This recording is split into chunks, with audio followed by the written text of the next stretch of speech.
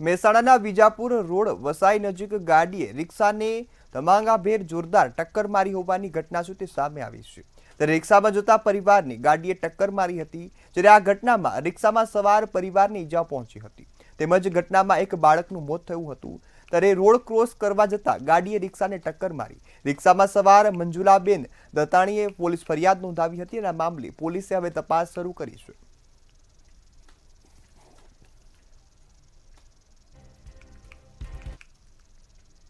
સુરતના ડિંડોલી વિસ્તારમાં રહેતા મિત્રોએ આપઘાતનો પ્રયાસ કરતા ચકચાર મચી જવા પામી છે। બે મિત્રોએ તાપી નદીમાં કૂદી આપઘાતનો પ્રયાસ કર્યો હતો। સદનસીબે નદીમાં કીચડમાં ફસાઈ જતા જીવ બચ્યો હતો। ઘટનાની જાણ સ્થાનિક લોકોને થતા તાત્કાલિક ફાયર વિભાગને જાણ કરવામાં આવી હતી, જેને પગલે ફાયરના જવાનોએ ઘટનાસ્થળ પર પહોંચી અને ભારે જહેમત બાદ બંનેને બહાર કાઢ્યા હતા। સમગ્ર મામલે સુરતની રાંદેર પોલીસે વધુ તપાસ છે તે હાથ ધરી છે।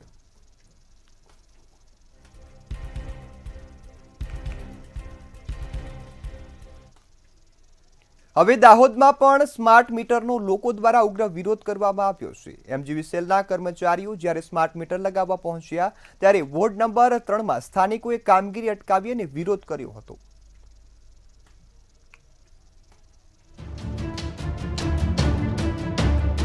દાહોદ શહેરના વોર્ડ નંબર 3માં સ્માર્ટ મીટર લગાવવાના મુદ્દે ભારે વિરોધ જોવા મળ્યો છે। એમજીવીસીએલના કર્મચારી જૂના મીટર કાઢી નવા મીટર લગાવવા માટે પહોંચ્યા હતા, ત્યારે સ્થાનિકોએ કામ અટકાવી દીધું હતું। ત્યારે આ વિરોધ વચ્ચે દાહોદ શહેર કોંગ્રેસના પ્રમુખ સ્થળ પર પહોંચી ગયા હતા અને કામગીરી રોકાવી દીધી હતી। લોકોનો આક્ષેપ છે કે સ્માર્ટ મીટર લગાવ્યા બાદ વીજ બિલ વધે છે અને ભવિષ્યમાં આ મીટર પ્રીપેઇડ સિસ્ટમમાં પરિવર્તિત થઈ શકે છે, જેનાથી સામાન્ય જનતા પર ભાર વધશે। અમારી 2-3 માંગો હતી। એમને એવું કીધું કે ભાઈ તમે અમને એ કહો કે આ જે જૂના મીટરો છે એમાં શું ખામી છે, એનો ખુલાસો કરો કે આ સ્માર્ટ મીટર તમે લગાવવા આવ્યો છો પણ જૂના મીટરમાં શું ખામી છે, અને જો એમાં ખામી હોય તો આજ સુધી જે વીજ ગ્રાહકો આનું બિલ ભરતા હતા એનું શું, અને નવા સ્માર્ટ મીટરો તમારે લગાવવા છે તો એના પ્રાવધાન શું છે એ પણ આ લોકોને વધારે નોલેજ નથી, કેમ કે આ પ્રાઇવેટ કંપનીને આપેલું છે એટલે અને આના 25,000 રૂપિયા પણ ચૂકવવા 25,000 રૂપિયા પણ આ લોકો આનું લેવાના છે। તો ખાસ અમારો એ જ વિરોધ છે કે સ્માર્ટ મીટર અમારે લગાડવા નથી, અને અહીંયાના લોકો પણ ના જ કહે છે કે અમારે સ્માર્ટ મીટર લગાડવા નથી। જૂના ટાઈમમાં ચકેડાવાળા મીટર ચાલતા હતા, એના પછી ડિજિટલ મીટર આવ્યા, ત્યારે પણ ઘણા બધા ઇશ્યુઝ એવી રીતે થયા હતા। હવે સ્માર્ટ મીટર આયા છે એ રિયલ ટાઈમ ડેટા આપશે આપણને, અને એનાથી અમને પણ ફાયદો છે અને કન્ઝ્યુમરને પણ ફાયદો છે। એ કન્ઝ્યુમર એનો ડેલી યુઝિસ જોઈ શકે છે એની અંદર એનો। અને દાહોદમાં ટોટલ 18,000 મીટર લગાવી ચૂકેલા છે, પણ આજ દિન સુધી દાહોદમાં એવું નથી આવ્યું કે કોકને 80,000 લાઇટ બિલ આવ્યું છે, કોકને 90,000। અને સપોઝ એવું કોઈ બનતું હશે તો અમે એના માટે બેઠા જ છીએ મેમ। એ હ્યુમન એરર હોઈ શકે છે, પણ અમે એના માટે બેઠા છીએ કે આનું સોલ્યુશન જે છે અમે કરીશું છે મેમ। અને અમે ગ્રાહકો જ્યારે પણ ઓફિસમાં આવે છે અમે એમને વ્યવસ્થિત સમજાવીએ જ છીએ મેમ। જ્યારે આ વિરોધને લઈ લોકોને સમજાવવા એમજીવીસીએલના ડેપ્યુટી એન્જિનિયર ચેતન કલાલ સ્થળ પર પહોંચ્યા હતા અને ખાતરી આપી હતી કે બિલ વધારે નહીં આવે અને મીટર પ્રીપેઇડ નહીં બને। જોકે કોંગ્રેસ પ્રમુખે લેખિતમાં ખાતરી માંગી હતી અને કહ્યું હતું લેખિતમાં આપો પછી મીટર લગાવો, નહીંતર તમારા સ્માર્ટ મીટર પાછા લઈ જાઓ। ત્યારે પરિણામે એમજીવીસીએલના તમામ કર્મચારી અને ડેપ્યુટી એન્જિનિયર પોતપોતાની મોટરસાયકલ પર બેઠા અને સ્થળ પરથી પાછા ગયા હતા।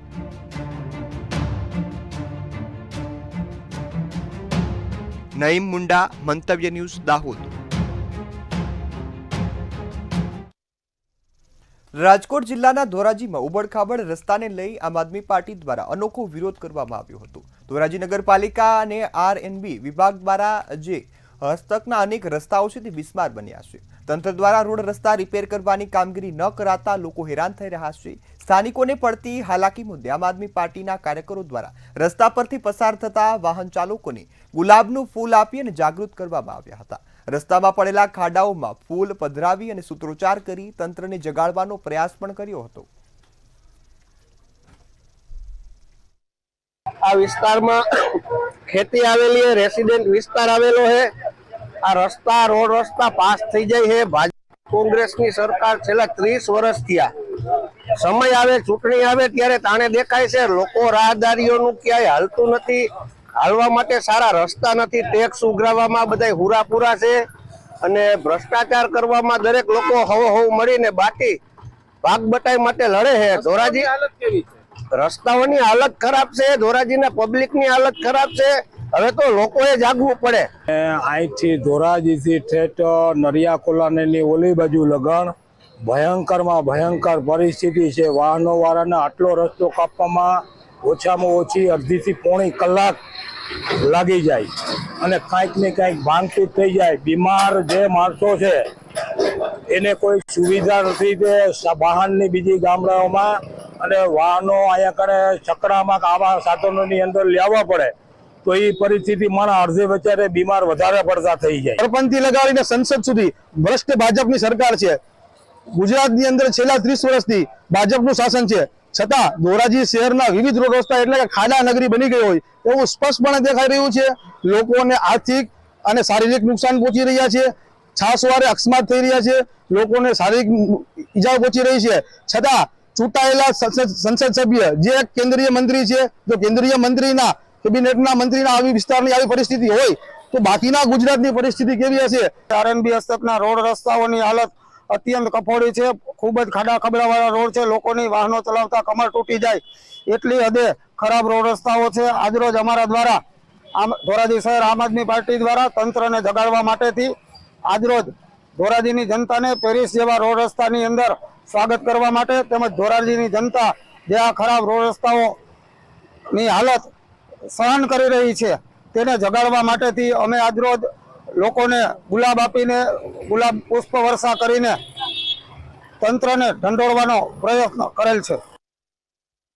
રાજકોટમાં ફઈ ભત્રીજી ગુમ થયાનો મામલો સામે આવ્યો ત્યારે ગાંધીગ્રામ પોલીસ સ્ટેશનમાં 0 નંબરની ફરિયાદ દાખલ કરવામાં આવી. ફઈ ભત્રીજી જે રેસક્રોસ ફરવામાં આવ્યા હતા અને ત્યારબાદ છરીની અણીએ અપહરણ કરી અને તેને લઈ ગયા હતા ત્યારે આ સમગ્ર રટણ ચાલ્યું હતું. જોકે સમગ્ર જે કેસમાં બાળકીના ફઈ રીમા માખાણી દ્વારા જ અપહરણમાં સંડોવણી હોવાનું સામે આવ્યું છે. પોલીસે 6 વર્ષની દીકરીના પિતાની ફરિયાદના આધારે પોલીસે તપાસ કરતા સમગ્ર મામલો સામે આવ્યો. હવે આ કાર્યવાહી શરૂ થઈ છે. આ રીમાબેન અને એના એક મિત્ર છે, એડવોકેટ છે રાજવીરસિંહ, આ બંને મળી અને એક કાવતરું ઘડેલું હતું અને આ કાવતરા મુજબ એના ભાઈ રીનાબેનના ભાઈ એટલે કે રિયાઝભાઈ આ ગુનાના ફરિયાદી એની પાસેથી પૈસા પડાવવા માટે અપહરણનું એક આખું નાટક રચવામાં આવેલું હતું અને એ પૈસા જો ખાલી રીમાનું અપહરણ કરે તો પૂરતા પૈસા ના મળે એમ, જેથી રીમા અને રિયાઝભાઈની દીકરી એટલે કે રીમાની ભત્રીજી એ બંનેનું અપહરણ કરી અને એને અલગ અલગ જગ્યાએ લઈ જવામાં આવેલી હતી અને છેલ્લે મધ્યપ્રદેશથી આ બંનેને શોધી કાઢવામાં આવેલા હતા.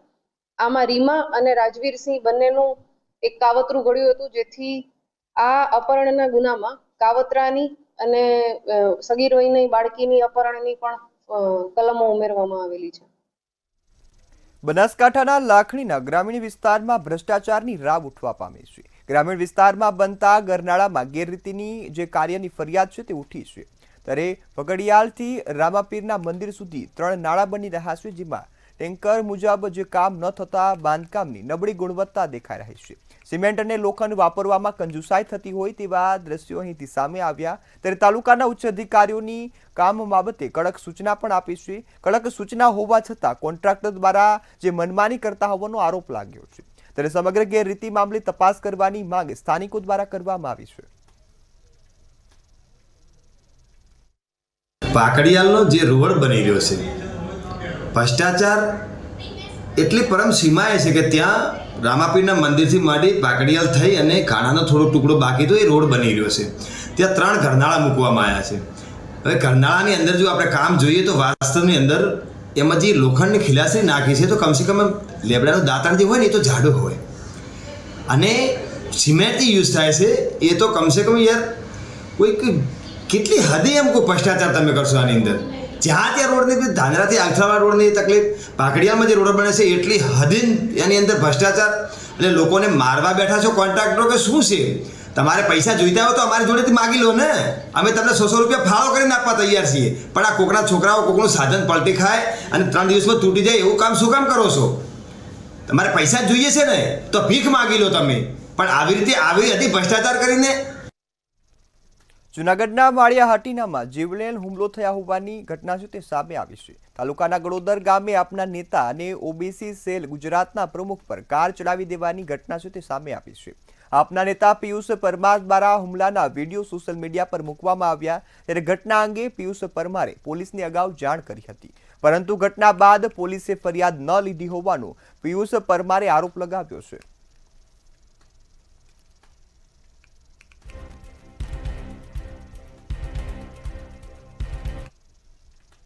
તો આ તરફ અમરેલીમાં સિંહોના મોતની ઘટના બાદ ધોરણાત્મક જે પગલાં છે તે જોવા મળ્યા છે. ગાંધીનગર વન વિભાગના અધિકારીઓ ગીરમાં ધામા નાખ્યા છે અને તપાસ કરી રહ્યા છે. અમરેલીમાં સૌથી વધુ સિંહોની સંખ્યા છે અને સિંહના મોત વધતા દોડધામ મચી જવા પામી છે. ગાંધીનગર પીસીસીએફ જે જયપાલ સિંહ, જુનાગઢ સીએફના સહિતના અનેક અધિકારીઓ પહોંચ્યા છે. સિંહ બાણ અને સિંહોના મોતને વધવાને કારણે હવે બચાવવાના પ્રયાસો છે તે ચાલુ કરવામાં આવ્યા છે. એમોનિયા નિમોનિયાને કારણે મોત થયા હોવાનો જે રિપોર્ટ જાહેર થયો છે, જે બાદ સારવાર આપવામાં આવે તેવી માંગ પણ ઉઠી છે. તાજેતરમાં એશિયાટિક સિંહમાં કોઈ એવો વાયરસ આવેલ છે, જે વાયરસ આવેલ છે તે બાબતે લઈને વન વિભાગને ફરી વખત તાકીદ કરું છું કે એશિયાટિક સિંહમાં સંરક્ષણ અને સંવર્ધન માટેના બાબતે વિશેષ ધ્યાન આપે. આજે રાજ્ય સરકાર દ્વારા તમામ પ્રકારની સુવિધાઓ જ્યારે વન વિભાગને આપવામાં આવે છે, ત્યારે એવા કોઈ કારણોસર આવા બનાવો બને એ વ્યાજબી નથી. ફરી વખત હું વન વિભાગને ધ્યાન દોરવા માગું છું કે આવી કોઈ પણ પ્રકારનું વાયરસ આવે ત્યારે એશિયાટિક સિંહનું રક્ષણ કરવું એ આપણી ફરજ છે, અને એના સંવર્ધન માટેના જે ઉપાયો કરવા પડે એ પણ કરવું જરૂરી છે. અમરેલીના જાફરાબાદના છેલણા ગામ નજીક શિયાળનો આતંક છે તે સામે આવ્યો છે. છેલણા ગામ શિયાળે મહિલા સહિત 3 લોકોને બચકા ભર્યા હોવાની ઘટના બની. હડકાવા ઉપડતા જે શિયાળે બચકા ભર્યા હોવાનું અનુમાન છે, ત્યારે મહિલાને ગંભીર ઇજાઓ પહોંચતા અમદાવાદ હોસ્પિટલમાં ખસેડવામાં આવી હતી, જ્યારે હડકા ઉપડતા બાદ શિયાળનું મોત નીપજ્યું હતું. જોકે જાફરાબાદ વન વિભાગે સમગ્ર મામલે વધુ તપાસ છે અને કાર્યવાહી છે તે હાથ ધરી છે.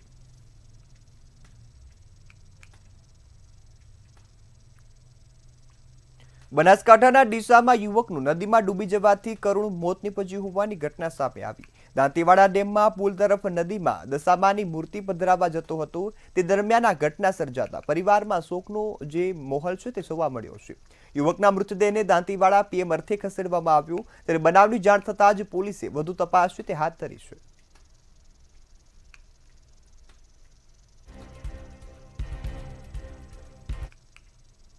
તો આ તરફ વડોદરામાં દશામાની મૂર્તિ વિસર્જન સમયે મારામારીનો વિડીયો છે તે વાયરલ થયો હોવાનું સામે આવ્યું છે.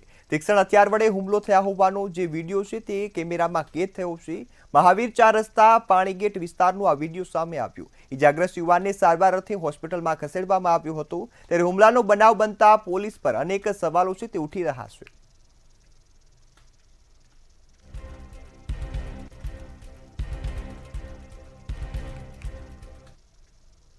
પાટીદાર સમાજ દ્વારા દાંડિયા ક્લાસીસ બંધ કરવાને લઈ એક ઝુંબેશ શરૂ કરવામાં આવી છે, જેને લઈ મોરબીમાં પાટીદાર સમાજની જનક્રાંતિ સભા યોજાઈ હતી. ત્યારે આ યોજાયેલી સભામાં હજારોની સંખ્યામાં પાટીદારોની જનમેદની ઉમટી પડી હતી. દાંડિયા ક્લાસીસનો વિરોધ ઉઠી રહ્યો છે અને ખાસ કરીને પાટીદાર સમાજ દ્વારા દાંડિયા ક્લાસીસો બંધ કરવા માટે ઝુંબેશ શરૂ કરવામાં આવી છે. આ ઝુંબેશના ભાગરૂપે મોરબીમાં પાટીદાર સમાજની જનક્રાંતિ સભા યોજાઈ હતી, જેમાં પાટીદાર સમાજના આગેવાનો, ઉદ્યોગપતિઓ અને તમામ પક્ષના રાજકીય નેતાઓ અને આગેવાનો જોડાયા હતા. આ સાથે જ હજારોની સંખ્યામાં પાટીદારોની જનમેદની ઉમટી પડી હતી. વિષય હતો કે પાટીદાર સમાજની બહેનો દીકરીઓને જે છેડતી કરવામાં આવે છે કે ગરબામાં શીખવા, દાંડિયા ક્લાસમાં જે પણ એને નુકસાન થાય છે, જવાથી એને કંઈ ફાયદો નથી એટલો બધો જેટલો એના દૂષણનો સામનો કરવો પડે છે. એના માટે આપણે બધી એક સભા ભેગી કરેલી હતી. તેમાંથી આપણને જાણવા મળે છે કે આવી પ્રવૃત્તિઓ પણ થતી હોય છે, જેની આપણને જાણ નથી હોતી બધાને. કારણ કે અત્યારે દાંડિયા ક્લાસ જે ચાલે છે એમાં છોકરીઓ પર દૂષણ જ થાય છે. તો આ દૂષણને અટકાવવા માટે અમારા પાટીદારની સમાજની બહેનો અને દીકરીઓને અને માતાઓને પણ જાગૃત થવાનું છે.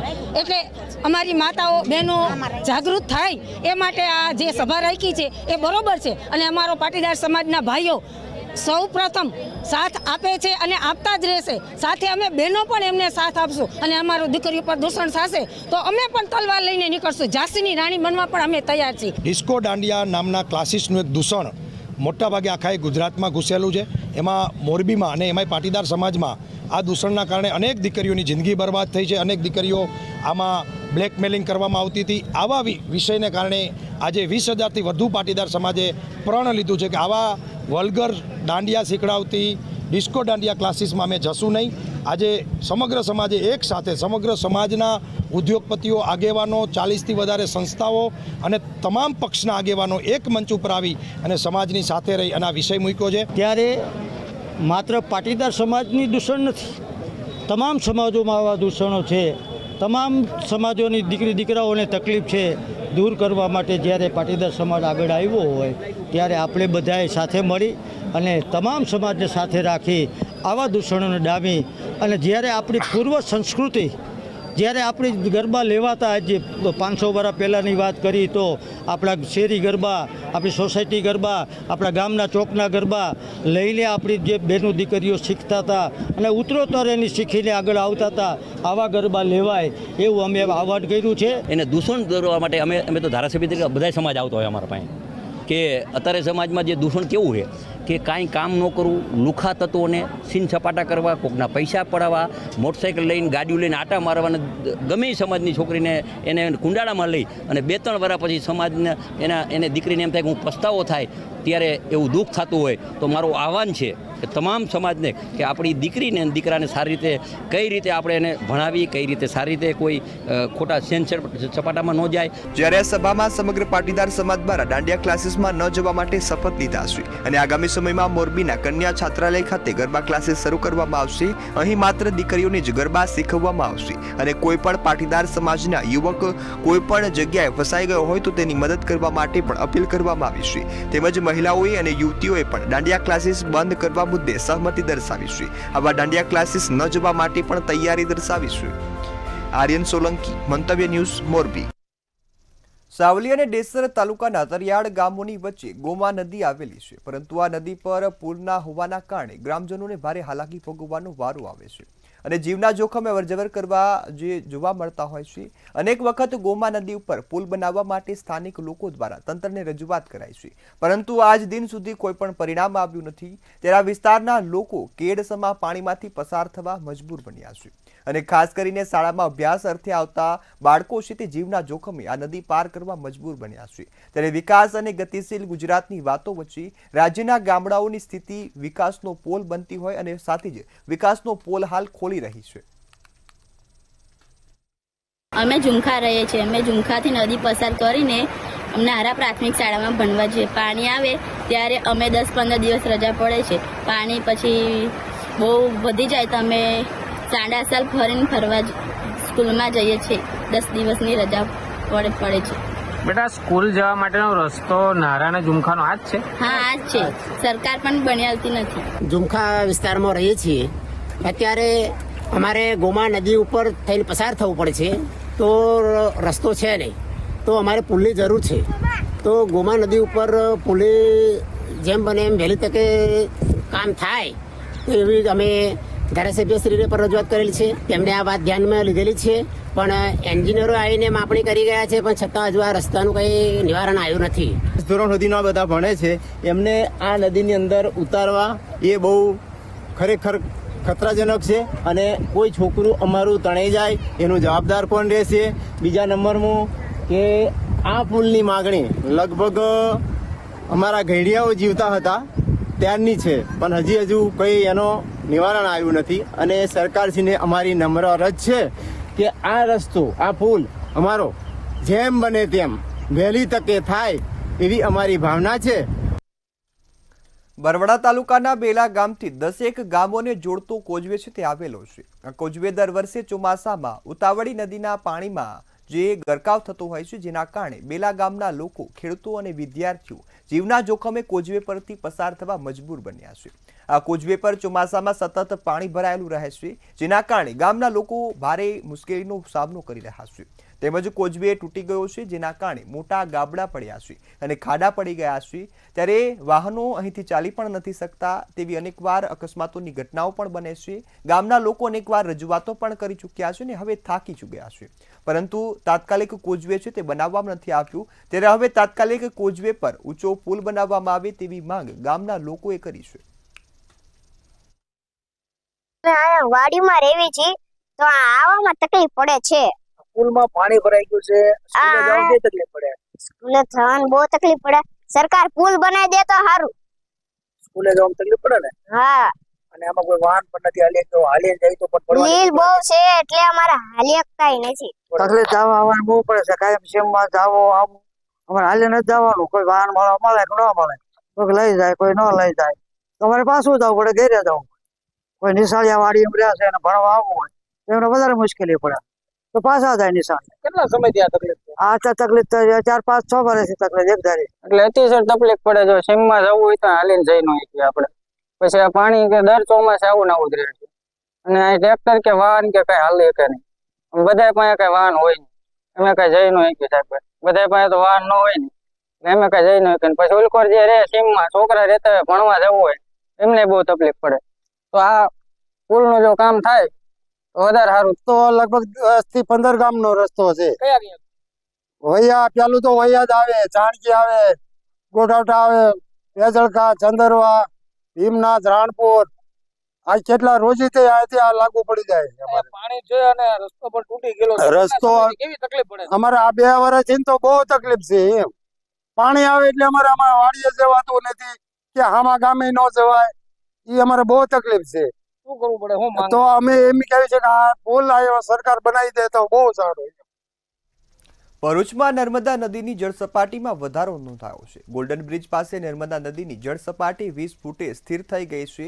નર્મદા નદીનું વોર્નિંગ લેવલ 22 ફૂટ છે અને ભયજનક સપાટી 24 ફૂટ છે. તંત્ર દ્વારા નીચાણવાળા વિસ્તારમાં રહેતા લોકોને સાવચેત રહેવા માટે અપીલ કરી છે. સરદાર સરોવર ડેમમાંથી પાણીની આવક થતા 15 દરવાજા ખોલી પાણી છોડવામાં આવી રહ્યું છે. આના કારણે નર્મદા નદીની સપાટીમાં વધારો જોવા મળે છે. ત્યારે નદી કિનારે પોલીસનો ચુસ્ત બંદોબસ્ત છે તે પણ ગોઠવી દેવામાં આવ્યો અને લોકોને સાવચેત રહેવા માટે અપીલ કરાઈ છે. ઉપરવાસમાં ભારે વરસાદને પગલે સરદાર સરોવર ડેમની સપાટીમાં સતત વધારો થઈ રહ્યો છે. હાલ સપાટી 133 ફૂટ ઉપર વહી રહી છે. ત્યારે સરદાર સરોવર ડેમમાંથી સતત નર્મદા નદીમાં પાણી છોડવામાં આવી રહ્યું છે. સતત પાણી છોડવામાં આવતા ભરૂચ, નર્મદા અને વડોદરા જિલ્લાના 27 જેટલા ગામોને એલર્ટ જાહેર કરાયા છે. ભરૂચની વાત કરીએ તો ભરૂચમાં પણ ગામોને એલર્ટ કરવાની તજવીજ જે તંત્ર દ્વારા કરાઈ હતી અને એના ધાંધર અધિક કલેક્ટર દ્વારા ભરૂચ જિલ્લાના કેટલાક ગામોને એલર્ટ કરાયા છે. અંકલેશ્વરની વાત કરીએ તો અંકલેશ્વરના 14 જેટલા ગામો છે તેમાં પણ જો પાણી વધે તો સરફુદ્દીન, ખાલપિયા અને બોરભાઠા બેટને ત્વરિત અસરથી ખાલા કરાવવા પડે તેવી અસર છે. જો નર્મદા નદીની સપાટીની વાત કરીએ તો નર્મદા નદીની સપાટી ભરૂચના અંકલેશ્વર છેડે જોઈ શકાય છે કે 20.5 ફૂટે વહી રહી છે. અને આ સિઝનમાં પહેલી વખત નર્મદા નદી 2 કાંઠે વહેતી જોવા મળી રહી છે. નરનરમ્ય દ્રશ્યો સર્જાય છે. એક તરફ મા દશામાના વિસર્જનનું ચાલે છે તો બીજી તરફ કાવડ યાત્રાઓ લઈને કાવડીઓ આવી રહ્યા છે. નર્મદામાં નાવિકો પણ સાવચેતીના ભાગરૂપે તમામ લોકો જોઈ શકો છો કે લોકોના કાવડને નાવડીમાં લઈ જઈ અને કાવડ ભરવામાં આવી રહ્યા છે. સાથે સાથે નદીનું વહેણ વહી રહ્યું છે ત્યારે સાવચેતીના ભાગે પણ તંત્ર અહીંયા ગાડી રહે અને લોકોને સાવચેત રાખે તે પણ જરૂરી છે. વધુમાં તમને જણાવી દઈએ કે નર્મદા નદીનું જે લેવલ છે તે સતત વધી રહ્યું છે. કદાચ જો વોર્નિંગ લેવલ 22 ફૂટ છે તે ઉપર જાય તો ત્વરિત અસરથી જે 2 જેટલા ગામો છે કે સરફુદ્દીન અને બોરભાઠા બેટને ખાલી કરાવવાની તંત્ર દ્વારા ફરજ પડી શકે તેમ છે. ત્યારે હાલ તો ઘટના સ્થળે તમે જોઈ શકો છો કે પાણીનું લેવલ એટલું વધ્યું નથી, પરંતુ જો વધે આવનાર સમયમાં વરસાદી માહોલ વધે ને ઉપરવાસમાં અવિરત વરસાદ પડી રહે તો ચોક્કસ પૂર્ણ એંધાણ વર્તાઈ શકે છે તેમ છે. માટે જ સાવચેતી રાખવા માટે મંતવ્ય ન્યૂઝ અને તંત્ર કાયમ લોકોને અપીલ કરતું રહે છે. ફરી એકવાર મંતવ્ય ન્યૂઝના માધ્યમથી હું ભરૂચ ખાતેથી વાસુ પરમાર તમામ જિલ્લાવાસીઓને અપીલ કરું છું કે સાવચેત રહો, સુરક્ષિત રહો ને તંત્રને સહકાર આપો. કેમેરા પર્સન ઇમ્તિયાઝ પઠાણ સાથે વાસુ પરમાર, મંતવ્ય ન્યૂઝ, ભરૂચ. આગામી 7 દિવસ રાજ્યમાં છૂટાછવાયા વરસાદની આગાહી કરવામાં આવી છે. આગામી 24 કલાક માટે હવામાન વિભાગે યલો એલર્ટ આપ્યું છે. ઉત્તર ગુજરાતના જિલ્લાઓ માટે યલો એલર્ટ છે તે આપવામાં આવ્યું છે. અપર એર સર્ક્યુલેશન સક્રિય થતા વરસાદની આગાહી વ્યક્ત કરવામાં આવી છે, જેમાં સાબરકાંઠા, બનાસકાંઠા અને અરવલ્લીમાં યલો એલર્ટ અપાયું છે. અત્યાર સુધી રાજ્યમાં 19% જેટલી વધુ વરસાદ છે તે નોંધાયો છે. ત્યારે હવે અમદાવાદમાં હળવાથી મધ્યમ વરસાદની આગાહી છે તે વ્યક્ત કરવામાં આવી છે. में मौसम प्रणाली है, उसमें अपर एयर साइक्लोनिक सर्कुलेशन है north Gujarat adjoining south Rajasthan के 3.1 किलोमीटर अबव सी लेवल, और दूसरा साइक्लोनिक सर्कुलेशन है north east Arabian sea and neighbourhood, वो 5.8 पे है। तो इनके प्रभाव से जो अगले 7 दिनों में है light to moderate rain expected है गुजरात में, जिसमें scattered to fairly widespread distribution की उम्मीद है। और डे 1 में येलो अलर्ट रखा गया है नॉर्थ गुजरात रीजन के लिए, जिसमें साबरकांठा, अरावली और મહીસાગર डिस्ट्रिक्ट्स हैं। શહેરથી ગામ સુધીમાં બસ આટલું જ. વધુ સમાચારોની અપડેટ માટે જોતા રહો મંતવ્ય ન્યૂઝ. નમસ્કાર.